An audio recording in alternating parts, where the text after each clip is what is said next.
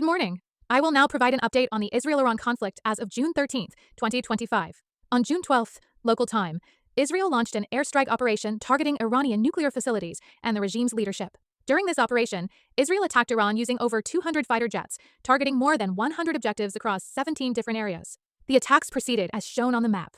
This operation is considered the largest and most unprecedented airstrike Iran has ever experienced. Many regions were hit. Notably, Iran's military high command suffered significant losses, almost being wiped out. Both the commander-in-chief of the Islamic Revolutionary Guard Corps and the chief of staff of the Iranian armed forces were killed, and over 20 general-ranking figures were confirmed dead. With their leadership decimated, the Iranian forces were reportedly unable to mount a proper response. Furthermore, numerous nuclear facilities were destroyed or damaged, and 10 out of 12 key nuclear technology experts involved in Iran's nuclear development were killed.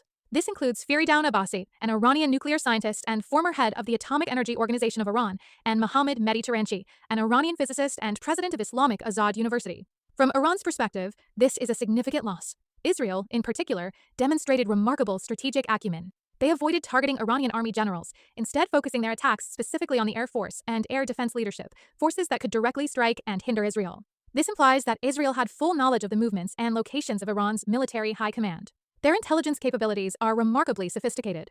Israel conducted multiple waves of airstrikes. Initially, they carried out 2 large-scale attacks, followed by sporadic smaller strikes. Iran's first response came approximately 6 hours after the initial attacks, launching over 100 drones towards Israel. However, most of these drones failed to inflict any significant damage on Israel.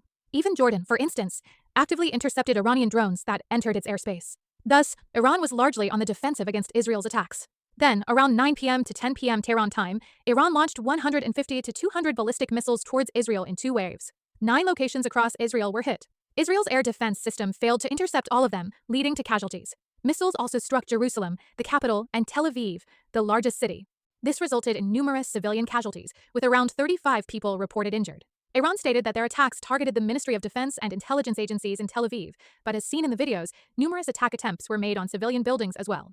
I believe this point deserves attention. Iran had attacked Israel several times before, and in those instances, they seemingly made efforts to minimize civilian casualties. However, this time, they appear to have disregarded such considerations, launching missiles even in densely populated civilian areas.